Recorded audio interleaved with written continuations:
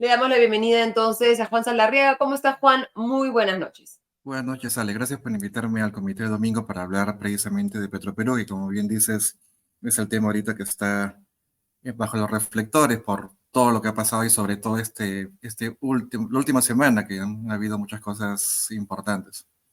Siempre tratamos nosotros de acá no solamente concentrarlos en la noticia, sino como separarnos un poco de la coyuntura y verlo desde una perspectiva más amplia, especialmente en materia temporal, ¿no? Si juzgamos por los Ujú. titulares de la última semana, ¿no? Parecería que estos problemas son nuevos, que las propuestas de privatizar a Petroperú también son novedosas, que el pedido de ayuda financiera es algo que se está dando recientemente y que como que Petroperú parecería haber caído en desgracia últimamente, digamos. Pero desde tu perspectiva y con el beneficio del tiempo que has llevado cubriendo el sector, ¿crees que esto es un momento, digamos, excepcional en la historia de Petroperú o más bien es un reflejo de un deterioro en el tiempo? ¿Cómo calificarías un poco la situación de Petroperú, digamos, en la última década? Claro, en realidad sí es un momento excepcional en el sentido de que lo que se está viendo ahora es prácticamente el resultado, la cosecha de los errores cometidos en el pasado. Justo hoy día estaba leyendo una columna de Luis Carranza, donde, claro, él como la mayoría de especialistas trazan el origen de las desgracias de Petroperú actualmente como génesis, precisamente en el desarrollo y construcción de la nueva refinería de Talara. Y el comparativo es válido porque obviamente Repsol tiene una refinería más grande que produce más combustibles y lo que les costó ha sido menos de $1.000 millones. En cambio, Petroperú se ha gastado, ya van 6.000 millones y sigue escalando en una refinería más pequeña para producir menor cantidad de combustibles. Entonces, hay una responsabilidad precisamente de los gestores y los políticos de esa época, porque claro, ¿quién se le ocurrió la idea precisamente de invertir tanto cuando podían haber quizá desarrollado un proyecto de menor escala y más eficiente? Entonces tenemos una super refinería que cuesta demasiado y que, digamos, está produciendo menos que su contraparte de la Pampía, con el agregado de que se incendia a las 2 semanas en las cuales entra, digamos, en operación al 100%, o sea, peor aún. Sí, ¿qué nos dice este incendio que hemos visto en los últimos días en la refinería de Talara? ¿No? Había mucha expectativa sobre el inicio de operaciones de finalmente la refinería modernizada, que ha sido, digamos, impulsada por, creemos, muchos más criterios políticos que técnicos, ¿no? ¿Qué nos dice esto de cómo se ha diseñado la refinería? Deberíamos estar preocupados respecto a cómo están manejándose los estándares técnicos en una obra que nos ha costado hasta el momento casi $6.000 millones. Sí, claro, 6.000 millones con intereses. Bueno, el tema del incendio, si bien Petroperú lo ha minimizado, han corrido varios videos. Uno de los últimos, que tiene 2 minutos, muestra obviamente flamas que son casi como de 8, 9, 10 metros de altura. O sea, prácticamente estaban eh, por quemar, digamos, una parte muy importante, porque hay algo interesante. Me hablaban personal de seguridad, expertos en seguridad, me decían, porque la explicación de Petroperú fue precisamente de que esto ocurrió durante un mantenimiento. Claro, esto ocurrió a las 6 de la mañana. Lo que me dicen los expertos es que un mantenimiento generalmente no se hace de noche. Este mantenimiento fue programado para la 1, 2 de la madrugada y el accidente o el incidente ocurrió en el cambio de guardia alrededor de las 6 de la mañana. Lo que me comentan es que, claro, debía haberse tratado en todo caso de un mantenimiento correctivo, lo cual significa que ha habido quizá o un daño ocasionado por mano humana o posiblemente un mal diseño. Bueno, eso es lo que tiene que, de alguna manera, detallar o Sinermica, que tiene, bueno, la misma Petroperú, que son los que tienen a cargo de precisamente la evaluación de los daños. Pero esta es, digamos, como una crónica de una muerte o de un accidente anunciado, porque ya estamos ahora en septiembre y desde febrero hay infinidad de especialistas, expertos en hidrocarburos y energía que venían alertando que un incendio iba a ocurrir. ¿Y esto por qué? porque obviamente para sacar rápido la refinería de Talara, que la venían pateando en el tiempo, la construcción empezó en el 2014 y estamos en el 2023, 9 años, se venía señalando de que empezaba en el 2022, pero se ha demorado tanto y precisamente, aparte, digamos, de las demoras de los contratistas, técnicas reunidas que tienen la mayor parte y Cobra que tiene las unidades auxiliares, hay también toda una, se puede decir, tramitología. Lo que sucede con un proyecto minero, el proyecto minero va en paralelo, viene la construcción de la mina, pero también viene todos los trámites. Y generalmente lo que detiene la construcción de las minas son los trámites, que se demoran mucho. En el caso de la refinería, algo parecido. La construcción venía demorada, pero los trámites también. Entonces, lo que hizo el gobierno, y más precisamente el ministro de Energía y Minas, Oscar Vera, en febrero, fue decir, si seguimos los trámites, nos vamos a demorar más de un año, año y medio, y la orden del gobierno era prácticamente ya empezar a funcionar lo más rápido. Entonces, lo que hicieron en febrero fue emitir un decreto supremo que prácticamente eximía a Petroperú de presentar la mayoría de expedientes y de permisos y de licencias, sobre todo los de seguridad. Entonces, lo que la refinería está operando ahora, pero sin permiso, o mejor dicho, sin estudio de riesgos, que es el permiso más completo, más grande, más voluminoso, que te dice qué hacer en momentos de emergencia. Entonces, ya estamos en octubre, la refinería ha empezado a producir, pero no hay estudio de riesgos. Y el estudio de riesgos es, como digo, parte fundamental de todo proyecto minero. Hasta un grifo necesita un estudio de riesgos para empezar a producir. No puede iniciar operaciones sin estudio de riesgos. Entonces, prácticamente lo que señalaban estos expertos es que la refinería era una bomba de tiempo, porque sin estudio de riesgos es prácticamente un albur, cualquier cosa que vaya a ocurrir. Entonces, este accidente en realidad es una clarinada de alerta de que la refinería podría ser muy insegura y también de que se ha estado manejando con criterios más políticos que técnicos. Entonces, son una suma de errores o de, digamos, malas decisiones que se están sumando en el tiempo. Hablando de criterios políticos y técnicos, ¿no? Que como bien dices es un poco cómo se ha manejado el tema de la refinería de Talara, el manejo de Petroperú y qué relevancia le da cada gobierno a Petroperú depende también de los intereses políticos de cada gobierno, ¿no? Tú viendo y comparando el gobierno de Pedro Castillo con el gobierno de Dina Boluarte, específicamente respecto a Petroperú y a su política de hidrocarburos en el país y el tratamiento de la inversión privada, ¿crees que ha habido un cambio entre cómo se manejaba este tema en el gobierno de Pedro Castillo, en el que recordemos los empresarios estaban completamente asustados, el primer Guido Bellido anunciaba renegociaciones del contrato de Camisea, y era el principal impulsor de que Petroperú regresara a la exploración, a la explotación y que asumiera incluso más responsabilidades?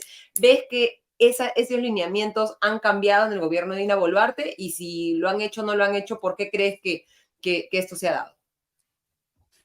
Yo diría que es la misma política, pero manejada de manera un poco más eficiente. O sea, no en el sentido de que este gobierno sea más eficiente que el anterior, sino que como que el plan está más maduro. O sea, esta, digamos, contraofensiva de Petroperú, del gobierno para nacionalizar los recursos, era ciertamente algo que se estaba manejando en la época de Castillo, pero, digamos, claro, el gobierno era tan inepto que no sabían cómo hacerlo.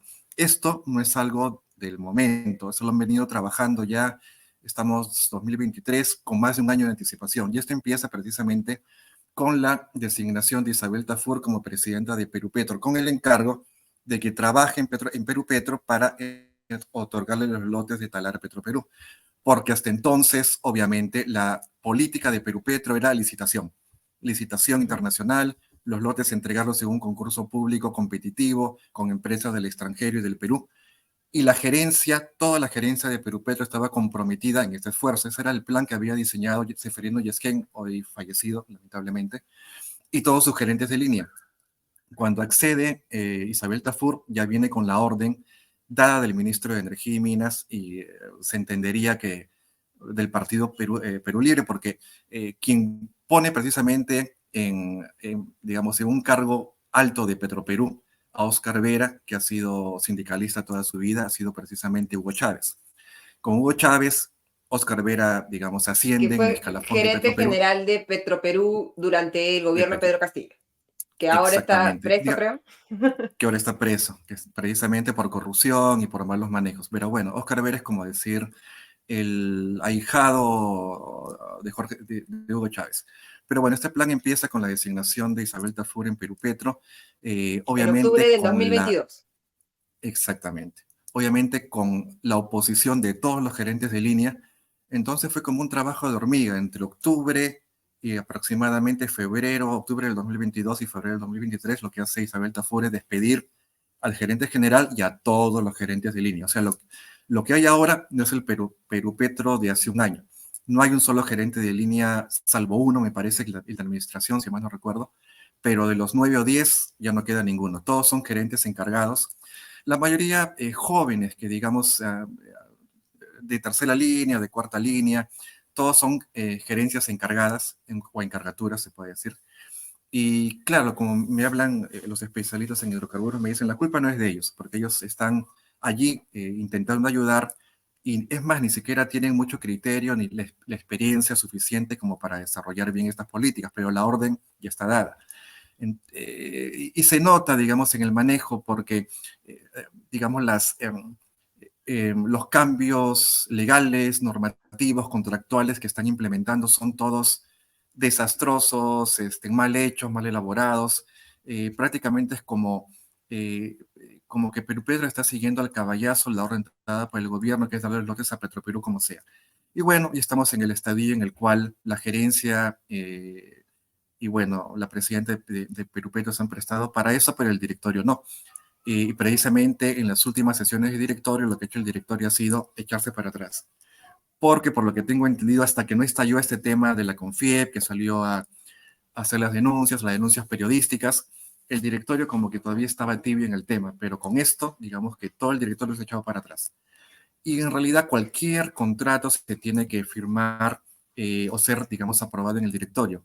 Ante la negativa del directorio, o más que la negativa, la lavada de manos, lo único que ha quedado es hacer lo que han hecho, que es precisamente salir con esta figura extraña de la encargatura por un tiempo indefinido, con los lotes de Talara administrados por Petroperú hasta que Perú Petro se encargue de hacer una licitación internacional. Pero esto tiene su doble y su trampa, porque Petroperú, por decirlo, ya tiene una encargatura en la masificación del gas en el sur, que se la dieron a fines del 2020, diciendo lo mismo, hasta que el gobierno organice una licitación. Ya van 3 años y Petroperú sigue ahí y no hay licitación. Entonces, lo que asumen todos los expertos es que esto va a ser o va a seguir el mismo recorrido. Esta encargatura puede tomar 2 años, 3 años, y en ese tiempo, o bien Perú Petro puede darle largas, o, como me vienen señalando, es posible que el gobierno desaparezca Perú Petro. Y con esto, Petroperú ya se puede quedar en los lotes por un tiempo indeterminado. Y en esto el gobierno, o mejor dicho, el MINEN es bien ambiguo, porque ellos no han dicho todavía cuánto tiempo va a demorar esta administración a cargo de Petroperú. Obviamente que en ese tiempo van a explotar los lotes, van a, digamos, ganar renta petrolera para beneficio de Petroperú y para su flujo de caja, pero yo, digamos, todos los expertos dudan que esto se va a reflejar en menores precios para los consumidores. Es más, podría suceder lo contrario. Pero a lo que voy es a que es un plan organizado entre Perú Petro, Petroperú y el MINEN. Obviamente Perú Petro y Petroperú siguiendo las órdenes del MINEN, lo cual es extraño porque Perú Petro siempre ha tenido independencia y por lo general siempre se ha opuesto técnicamente a los dictados del MINEN y a las exigencias de Petroperú. Esa es la primera vez que los tres instituciones están trabajando de manera coordinada, ya obviamente por un mandato político que viene o de Dina o del Premier o del Partido Perú Libre, pero las cosas están dadas ya para seguir este camino que va a ser posiblemente desastroso, es lo que todo el mundo teme.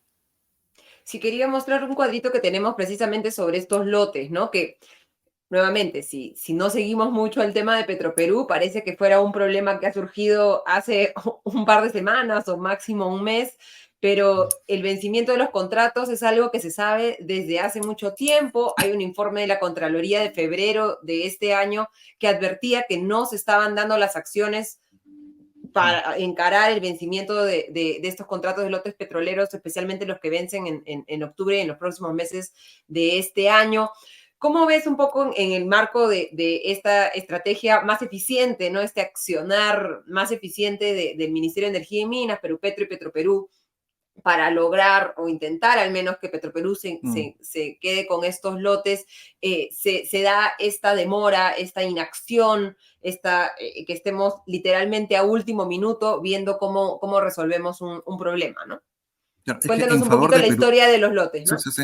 Pero en favor de Perupetro sí debo decir que Perupetro, no en esta administración, sino en la administración de Seferino Yesquén, que duró entre el 2018 y el 2021, porque en el 2021 él sale y Perupetro se queda sin presidente por 9 meses aproximadamente.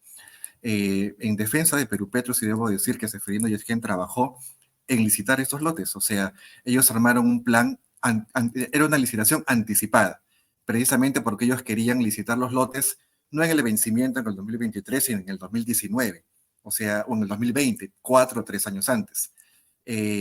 Claro, el diseño de ellos era simpático porque son, como muestra bien en la gráfica, 1, 2, 3, 4, son 6 lotes que están por vencer ya desde octubre, desde el próximo mes.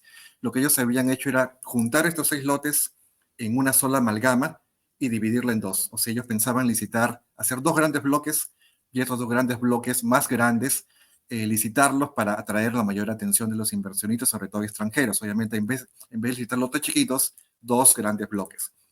Pero esto tuvo, obviamente, pues es una comedia de errores, la oposición de la Sociedad Nacional de Minería, porque ellos lo que querían era que se les renovaran los contratos a los actuales operadores.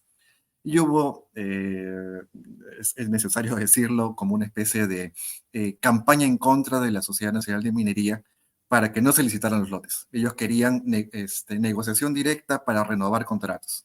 Y en este tira y afloja entre la Sociedad de Minería y Perupetro, llegó la crisis política. Bueno, Vizcarra, ya se sabe lo que pasó, este, eh, sucedió, digamos, la pandemia retrasó un poco todo este tinglado, se presentó la licitación en la época de precisamente Sagasti, el presidente Sagasti, pero lo que dijo el gobierno de Sagasti fue que ellos no eran gobierno, digamos, de manera formal, sino solamente estaban de manera momentánea, por lo tanto ellos no podían tomar la decisión. Entonces se volvió a poner en conserva este proyecto hasta que llegó Pedro Castillo, y Pedro Castillo dijo, no, pues, o sea, no hay manera de que esto se haga así, esto tiene que ser para Petroperú. Pero claro, obviamente Pedro Castillo no tenía las herramientas, en todos los ministros que puso en el cargo eran eh, unos ineptos, cada cual peor que el anterior.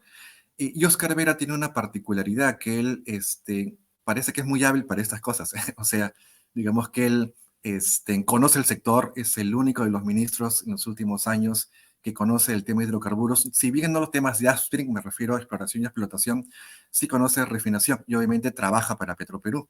No por nada sigue siendo empleado de Petroperú con licencia. Entonces, está Que eso trabajando para... estrambótico, ¿no? Tenemos un ministro de Es, Energía y Minas que está de licencia, pero es, digamos, un empleado de Petroperú. ¿Cómo claro. podemos esperar que tome alguna decisión en beneficio de los ciudadanos y no solo de la petrolera cuando mantiene esta posición? Claro, los petroleros me dicen, Juan, ponte en el caso de que no sea un ex Petroperú, sino que sea un empleado de Repsol, que está de licencia de Repsol, y como ministro comienza a sacar proyectos a favor de Repsol, y luego vuelve a Repsol, obviamente que es un escándalo nacional. Pero como se trata del Estado, pues bueno, sucede, está sucediendo ahora mismo. Entonces él está trabajando en favor de Petroperú. Obviamente, si en un momento lo censuran o se va a regresar a Petroperú, obviamente como héroe, porque está consiguiendo que los lotes regresen a manos de Petroperú.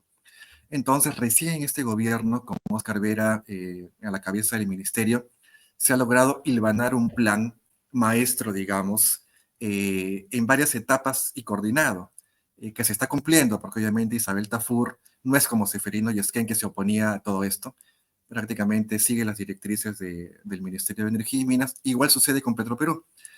Prácticamente tú no oyes casi nunca hablar a Pedro Chira, presidente de Petroperú. Recién la semana antepasada, por presión mediática, salió a hablar, pero generalmente él no habla.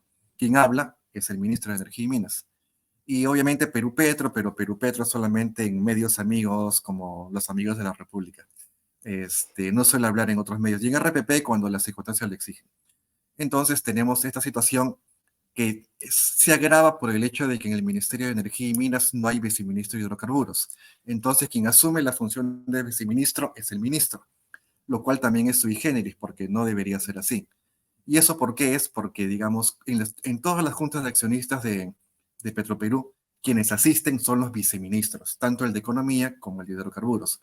En este caso, como no hay viceministro de Hidrocarburos, quien lo hace o es el de Electricidad o el mismo Vera, el ministro de Energía y Minas. Entonces, prácticamente maneja todo el sector de hidrocarburos a su antojo, pero este plan, como te decía, ya se venía anticipando hace 4 años. Si no salió, no ha sido por culpa de Perú Petro, ha sido por los gobiernos que no, digamos, le ponían el empeño, lo veían muy lejano, al final está a la vuelta de la esquina, pero para todos los gobiernos era lejano. Y bueno, también, como digo, justo es decirlo, la sociedad de minería que ahora se queja, con razón, pero que en su momento petardió esto, sin razón. Entonces tenemos lo que tenemos ahora.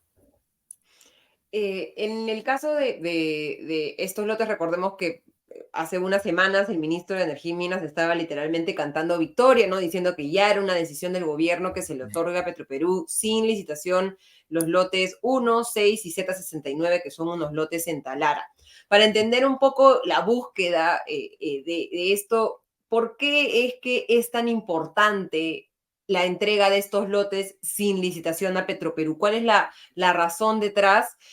¿Y qué dice nuestra legislación actual respecto a la capacidad o no de Petroperú de asumir la operación de estos lotes, como al parecer ahora va a ser hecho de manera temporal, pero como bien decías, no sabemos cuánto durará esta temporalidad? Claro, es que de arranque no es, se puede, claro, eh, yo no, sin expertos legales en hidrocarburos hablan de que esto es ilegal en el sentido de que, claro, cuando Petroperú está obviamente para cumplir una labor subsidiaria, ellos están donde el privado no está. Entonces, pero sucede aquí que las empresas privadas sí quieren operar estos lotes, no es que no lo quisieran. Entonces, siempre o se abre un concurso público, y aquí es precisamente donde Perú Petro falla, porque ellos han dicho, ya se ha precisamente demostrado que sin razón y prácticamente mintiendo, de que ninguna empresa se estuvo interesando en estos lotes, cuando lo cierto es que las empresas se vienen interesando anualmente, diariamente, semanalmente en estos lotes. Es más, digamos, las ofertas o las cartas de interés llegaron antes de la de Petroperú. Entonces, si hay interés del privado, Petroperú no tiene que estar aquí, o en todo caso, si quiere estar, para eso está un concurso, digamos, público abierto en el cual todos pueden participar.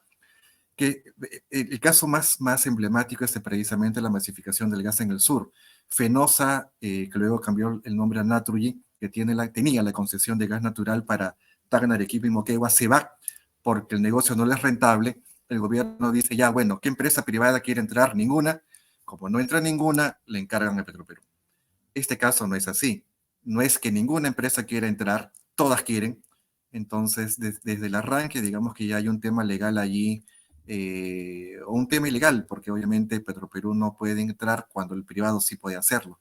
Y en segundo lugar, como tú bien mencionas, o sea, los candados que el gobierno puso en su momento a Petroperú cuando se empezó a construir la refinería de Talara eran precisamente para que Petroperú no se embarque en nuevas aventuras sin haber antes concluido la refinería.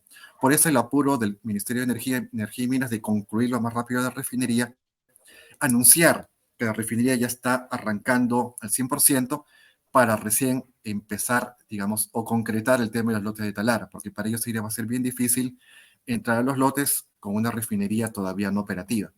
Entonces ellos dicen, bueno, ya la refinería está operativa, ya no tenemos una restricción muy grande, porque ya nuestra restricción en cierta manera se ha disipado, podemos entrar a los lotes. Pero claro, digamos, el otro candado iba por el sentido de que Petroperú no puede entrar sin socio, o sea, no puede hacer tampoco exploración.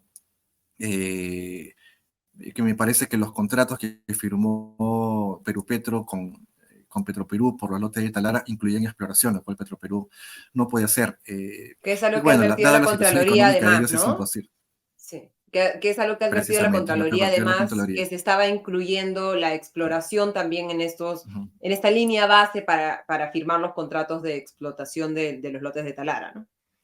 Claro, así es. Y lo que, digamos, Petroperú suele decir, como para que, digamos, acallar la oposición, es que son lotes en marcha, que ya están operativos, y por tanto no hacen falta muchas inversiones, pero ahí hay que tener en cuenta que, por ejemplo, en el lote 6, que antes se llamaba 6-7 de SAPET, eh, desde el 2015 hasta el 2014 hasta el 2022, la empresa china invirtió cerca de 700 millones, o sea, no es que no requieran inversión. Como me explican los especialistas en petroleros, los lotes de Talara ya tienen mucho tiempo de explotación, son prácticamente lotes muy maduros. Para hacerlo funcionar hace falta siempre inversión constante, porque no es, o sea, no es un mar de petróleo que está, digamos, en la superficie. Hay que invertir, y sobre todo en mucha cantidad de pozos. No es que sean uno pozo o dos pozos, son cientos de pozos. Y para incrementar la producción hay que desarrollar más pozos. Entonces es una inversión constante y aparte, es cierto, se trata de infraestructura que ya está muy deteriorada y se requiere aparte inversiones en mantenimiento. O sea, es una inversión, justo un exfuncionario de Perú Petro que precisamente se estaba encargando de hacer la estimación, él me decía que solamente para los lotes 6 y Z2 veces necesitarían por lo menos 700 millones los primeros años. Entonces, si es que En un Petroperú quiere contexto en que hacerlos, Petroperú, para decirlo de una manera sencilla, está aguja, ¿no? O sea, le está pidiendo un aporte claro, de capital al Estado peruano por alrededor de 1.500 millones de dólares, le está pidiendo que le perdone un préstamo que le entregaron el año pasado de 750 millones de dólares, y los estados financieros de Petroperú muestran también que está en una situación bastante compleja, ¿no? Y creo que en este momento estamos en un estado en el que la pregunta es cómo se solucionan los problemas de Petroperú, ¿no? ¿Cuáles son las alternativas? Y dentro de estas alternativas está esta propuesta del congresista Alejandro Cabero, que se está planteando como la privatización de Petroperú, pero en realidad lo que hace es modificar algunos puntos de la ley precisamente que permitió la construcción de la refinería de Talara y que ya preveía de alguna manera esta privatización, ¿no? ¿Cómo solucionamos los problemas de Petroperú y qué cambiaría si es que se aprueba, por ejemplo, este proyecto de privatización, de que se ha denominado como privatización de Petroperú, en un contexto en el que recordemos Petroperú actualmente ya está en una reestructuración, ¿no? Cuyos resultados todavía no vemos muy claramente. claro, está un proceso de reestructuración que, o sea, precisamente lo que se ha dicho, lo que ha dicho Petroperú y el gobierno es que hay un informe o un reporte encargado a Arthur de Little, precisamente que tiene que ver con la reorganización, pero ese informe todavía no se ha hecho público, ya son desde julio prácticamente que el informe se aprobó y nadie sabe qué dice. Entonces es un misterio por qué Petroperú no muestra el informe de Arthur de Little. Y claro, ya desde hace varios años había varias propuestas en el sentido de, si bien no privatizar por completo a Petroperú, privatizar algunas partes. Por ejemplo, el oleoducto norperuano, que Petroperú no lo puede manejar, que prácticamente está inactivo hace varios años y que obviamente evita que los lotes productores de la selva puedan enviar su producción a la refinería, que precisamente esa era la gracia de la refinería. La refinería la hicieron para procesar el crudo pesado de la selva peruana y sucede que no hay oleoducto para llevar el crudo pesado de la selva peruana a la refinería, por lo cual lo tiene que importar o bien de Ecuador o bien de África o quién sabe de dónde. Entonces, desde en la época de Luis García Rosell, ellos ya, y también de Carlos Paredes, estaba la idea precisamente de concesionar el oleoducto norperuano a una empresa privada para que se encargue, porque Petroperú no puede. Ahora se habla, esta idea la ha presentado César Gutiérrez, también la he escuchado, le he leído que la ha escrito Luis Carranza, y me parece que hay consenso en que una idea también sería concesionar la gerencia de Petroperú, que también le ha dicho Anthony Lau. O sea, está demostrando Petroperú con los eh, pasos que está dando y con las medidas que está tomando que la gerencia prácticamente no ata ni desata y que está prácticamente influenciada por el poder político. Entonces, lo que se debería hacer, y me parece que sería una muy buena medida, es concesionar la gerencia, o sea, que entren, porque obviamente si Petroperú intentase hacer lo que está haciendo ahora, pero con la gerencia que tenía en la época de Luis García Rosell o de Carlos Paredes, sería otro cantar, porque era una gerencia más profesionalizada, eran personas que habían sido escogidas precisamente en el sector financiero por headhunters, y uno podía confiar más o menos en su criterio, ahora no. Entonces lo que hace falta es, claro, reorganizar Petroperú, reestructurar la gerencia, el directorio también, concesionar las partes que se puedan concesionar, por ejemplo, el oleoducto norperuano, que entre al lote de Talara si quiere, pero con socio, no solo, porque lo que va a ocasionar al no tener inversiones y no poder ejecutarlas es descremar los lotes, lo que hizo precisamente YPFB en Bolivia. O sea, ellos tenían los lotes de gas, ahora no tienen gas, precisamente porque explotaban, o como se suele decir, exprimían la leche, pero no reponían las reservas ni los recursos. Entonces, es lo que va a hacer Petroperú por 2 o 3 años, o quién sabe más si se quedan más tiempo en estos lotes. Explotar, pero sin reponer reservas. Entonces, la producción que ahora ya está de capa caída, que son 40.000 barriles en el Perú, va a terminar en 30.000, 20.000 o quién sabe menos. Entonces, hay muchas propuestas para salvar a Petroperú, digamos, de la debacle en la cual está encaminándose, pero al final va a depender del poder político. O sea, yo no le veo ni al ministro, ni al primer ministro, ni al, sobre todo, ni siquiera al ministro de Energía y Minas, la menor intención de dar un paso al costado, de desviarse de la línea que ya han trazado de nacionalizar en los lotes. Y con esto ya Petroperú tendría lotes en Talara, la masificación del gas en el sur, que desde que la tiene, desde hace 3 años, no han aumentado ni una sola conexión. O sea, han capturado, bueno, capturado, no han tomado, bueno, el encargo del Estado era ese, la concesión tal cual la dejó Naturgy, pero no ha agregado ni una sola conexión. Está tal cual detenida. Y bueno, y tienen la refinería que ahora se ha incendiado, como digo, tiene que Petroperú ver de qué se trata precisamente esto. También manejan terminales de combustibles. Me parece haber entendido en algún momento, en alguna entrevista que se le hizo a Pedro Chira recientemente, que podrían estar aspirando a tener más grifos propios de estaciones de servicio, que no las tienen, tienen solamente una propia y todos los demás son bandera. Entonces, como que da la sensación de que quieren seguir abarcando en la peor situación financiera de su historia. Entonces, eh, o sea, esto, en mi opinión, va a terminar en un desastre. O sea, yo sí soy de la opinión que Petroperú debería, o sea, si quiere entrar a lotes que entre, pero con socio, no de la manera en la cual está haciendo. Entonces, lamentablemente las cosas están empeorando para eso. Y cualquier reforzamiento, reestructuración de Petroperú, cualquier mejoramiento va a pasar no necesariamente por la privatización o sino por una mejora también del manejo de Petroperú y que sea más independiente del manejo político, de tal manera que las decisiones se tomen de manera técnica y pensando en que se cumple finalmente el supuesto meta que tiene Petroperú como petrolera estatal, que es beneficiarnos a los consumidores y no como ahora en el que nosotros también estamos pagando las ineficiencias y el mal manejo de Petroperú, lamentablemente. Muchísimas gracias, Juan, por habernos acompañado esta noche.